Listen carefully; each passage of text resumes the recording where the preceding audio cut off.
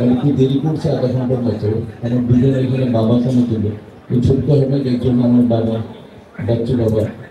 তাই মাপ চেয়ে গেছি ওনাদের কাছে এবং আপনাদের কাছে। আমি হাতির ঝিল থেকে এবং আজকে আমার কাকতালীয় ভাবে হোক, আজকে আমার ম্যারেজ ডে, 32 নম্বর ম্যারেজ ডে। আমি আমার ওয়াইফকে রেখে গাড়িতে আমি শুধু আপনাদের জন্য আমি দৌড়ে দৌড়ে আসছি। মানুষকে তাকাচ্ছি, মুখে দৌড়াচ্ছি না, আমি ফুটপাথ দিয়ে দৌড়াতে দৌড়াতে এসেছি।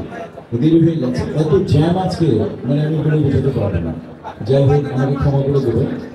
আর আজকে যে ছবিটা হচ্ছে, ছবির পরিচালক হচ্ছে আমার বন্ধু, আমার আমার জীবনের একটা অংশ। বিশাল সৌদাগর হওয়ার পিছনে যারা যারা অবদান রেখেছেন আপনারা আছেন। আপনারা যদি ফোকাস না দিতেন আমাদেরকে, তাহলে আজকে আমি বিশাল সৌদাগর হতে পারতাম না পেপার পত্রিকা। কিন্তু ফিল্মে আমার ক্যারিয়ারকে যারা স্থাপন করেছেন, যারা বিশাল সৌদাগর বানিয়েছেন, মিশা সৌদাগর বানিয়েছেন, এর মধ্যে আমি যদি 3টি নাম নিই, এর মধ্যে এই 3টির মধ্যে একজন হবেন আমার বন্ধু, এই ছবির পরিচালক, এই দেশের কমার্শিয়াল ছবির সবচাইতেই বলবো যে এই মুহূর্তে সবচাইতে ফেমাস ডিরেক্টর বদিউল আলম খোকন। বদিউল আলম খোকনের জন্য জোরে একটা হাততালি হবে,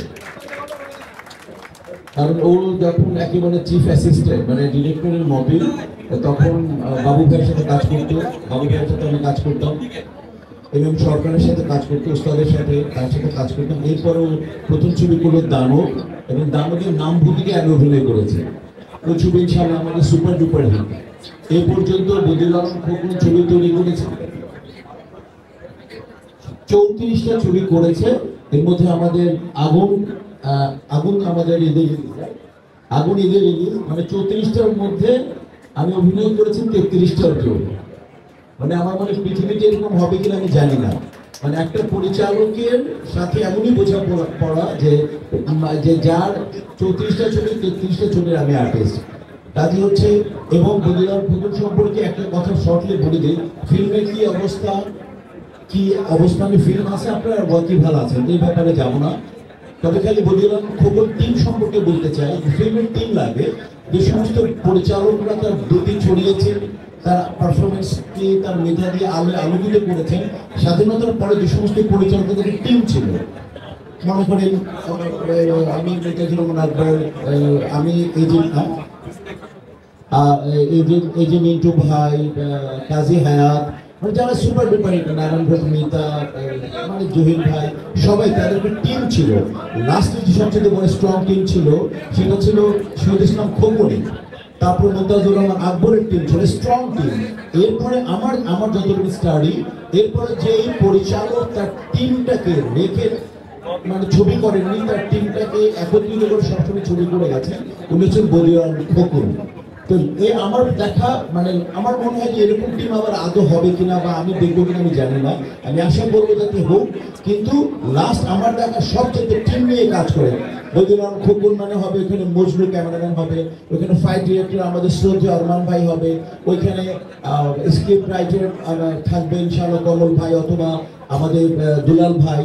এরকম করে দেখা গেছে যে ওই মানে উনি ওনার টিম ছাড়া ওখানে স্টিলে থাকবে, স্থির চিত্র যিনি ধারণ করবেন তিনি থাকবেন আমাদের শ্রদ্ধেয় আইয়ুব, তারপরে মেকআপ থাকবে জামাল, ওর আগে ছিল শামসু, এরকম করে মানে ড্রেসে থাকবে আমাদের জলিল ভাই, মানে সব জায়গার নাজিম ভাই, প্রত্যেকের জায়গায় প্রত্যেকের চ্যাম্পিয়ন গুলোকে নিয়ে খোকন কাজ করে, যার যার জায়গায় চ্যাম্পিয়ন। এই ছবির ব্যাপারে আমি খোকন সম্পর্কে এতটুকু বললাম।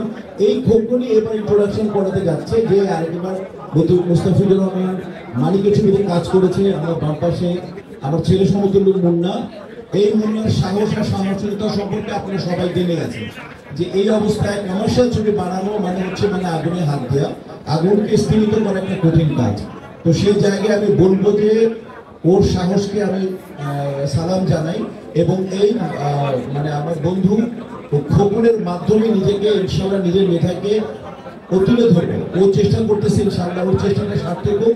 আর নতুনদের চেষ্টা সার্থক করার জন্য একমাত্র আপনারা সাহায্য করেন আমি জানি, এবং করে যাবেন যেভাবে আমাদেরকে করেছেন, আলেককে করেছেন। তো আমি মনে করি বদিউল আলম খোকন তার টিম নিয়ে মুন্না এবং ববি আছে এই ছবিতে ইনশাআল্লাহ। ববি অনেক লাকি একটা আর্টিস্ট, ম্যাক্সিমাম ছবি সুপার ডুপার হিট। তো আশা করি সবাই মিলে ইনশাআল্লাহ আমরা ভালো কিছু করবো, আপনারা সাথে থাকবেন।